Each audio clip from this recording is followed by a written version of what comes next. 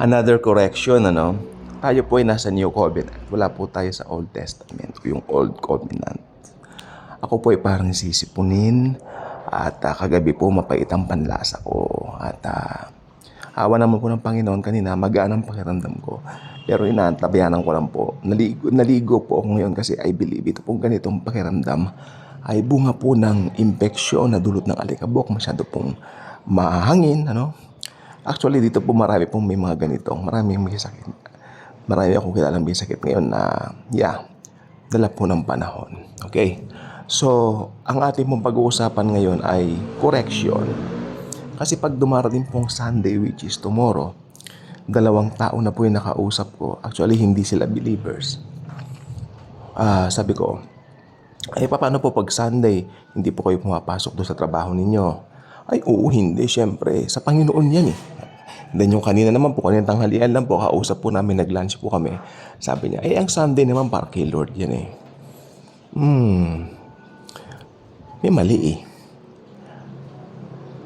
Sabi ng Bible, every day is the Lord's. Old Testament pa lang po yun, pero nakalagay na po doon, nakalatag, every day is the Lord's.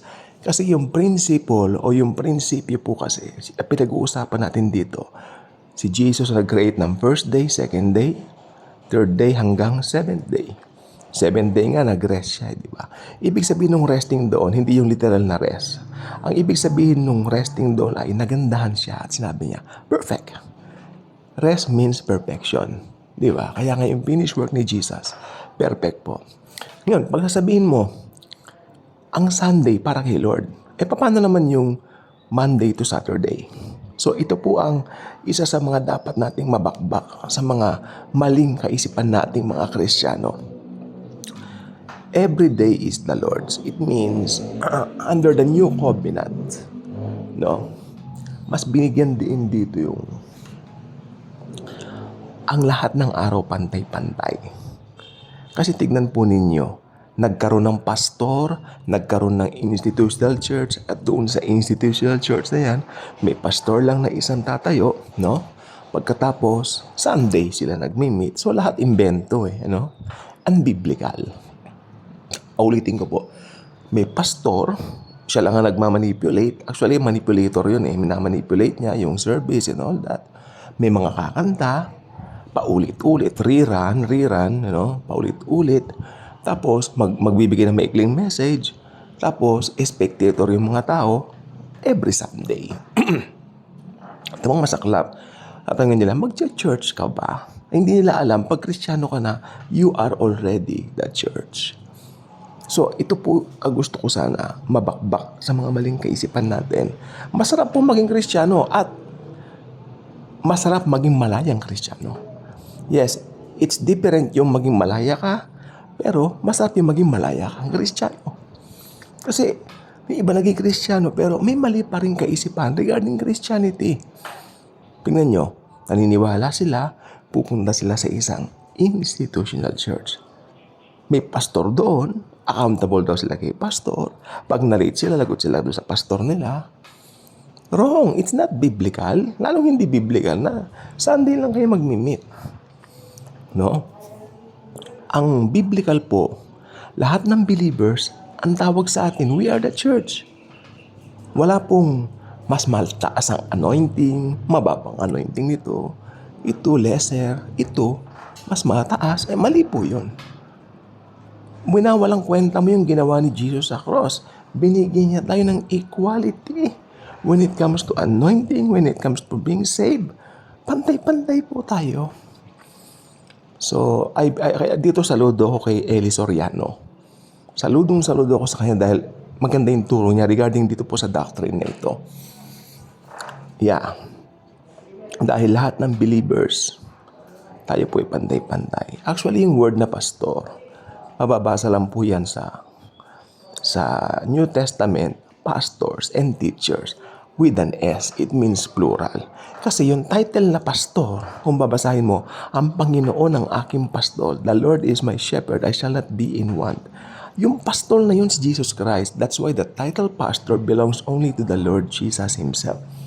Hindi pwedeng i-apply kahit kaninong pastor kuno. ito yung mga imbento ng religion. Ano ba bang ibig sabihin ng religion? Religion means religare in Greek. It means they're trying to reach the Lord. Mga tao nagre-reach sa Lord, gumawa ng mga invento, mga kung ano-anong mga hindi naman biblical, at sa katagalan, tinakpan na nila yung Biblia para paniwalaan nila yung invento, which is very, very wrong. Ang tawag ko, habang hindi pa nag-rapture, how about, let's go back to the Bible. Plainly, the plain truth of the Bible is the most beautiful thing on earth na pwedeng i-apply ng mga Kristiyano sa kanilang mga buhay. Mahirap po kasi na mabubuhay ka sa mundo, tapos na-miss mo yung mark. I'm not saying hindi ka saved, of course you're saved. Na-miss mo yung mark na mag-enjoy. Kasi pag malaya ka, automatic enjoy ka. Nag-i-enjoy ka, di ba? Yung mga nasa mga institutional churches at mga naniniwala na Sunday lang ang kanilang, pag Sunday kailangan nandun sa building, nasa church sila. That's very, very wrong. Wala na po yan sa under the new covenant. Hindi ko lang po alam kung ilan pa lang po yung Kristiyanong lumalakad sa katotohanan ng Biblia. Yung nagpa-practice ng truths ng Bible na ganito. Kasi maraming mga nagdidepende na sa mga ganyan. Lalo na yung mga pastor ng institutional churches. Didependehan nila yan kasi kumikita sila doon ng salapi. Tempong totoo. Come on. Hindi po ako compromiser. Nasabi ko ang truth. Galing ako sa institutional church. Nakita ko kung paano nagkamal ng salapi yung tumatayong pastor at later on yung mga anak niya sinisecure niya para maging pastor, para sa kanila yung business. What a shame, what a shame. What a shame. Samantalang yung pastor na yan, pwede magtrabaho yan. Pero ayaw niya. Sabi, masarap na naman ang buhay. Claim nila, Levite daw. May Old Testament yan. Wala na yan sa New Covenant. Hello. Mga Levites, yung mga pastor daw. Wala sa Bible yan. Sa Old Testament yun, yes. Applicable sa mga Levites, sinabi na nga doon, hindi sa mga Kristiyano. Si Pablo nag-work, nagtrabaho. Pero may mga pastor naman na matanda na, isipin natin, 40 years old na yung pastor, hindi na makapag-apply na trabaho. Ito yung suportahan naman natin siya. Suportahan natin siya sa magandang paraan na nakikita natin na siya naman ay nable-bless dahil sa atin. Okay po yung magbahagi tayo ng kung ano mga meron tayo. Hindi po ba? Pero ang naano ko lang po yung mga sugapa na mga pastor dahil kitang-kita mo sa kanilang lifestyle o pamumuhay na umaabuso.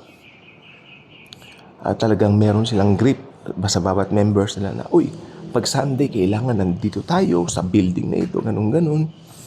Institutional church. Yung pastor, nagme-mentoring group. Ayan. Nagbibigay ng mga programs, feeding programs, kuno. Maganda naman po yun na maraming mapipid, but look at the intention. Meron po ako nakausap na pastor ng institutional church. Sabi niya, gagawin doon niyang parang show yung kanilang church para mas maging attractive sa mga unbelievers. Sabi ko, Lord, ano nangyayari sa utak nito? Hindi na ganyan. Maling-mali. Hindi po ganon. Si Jesus lang po pwede maka-attract sa tao. Present Jesus kung paano si Jesus talaga i-present mo ang gospel. Hindi mo dadagdagan, hindi mo babawasan. Hindi po ba? So, wow. Bukas linggo, kung hindi kayo makapag-gather, okay lang. Gawin sa Lunes, Martes, di ba?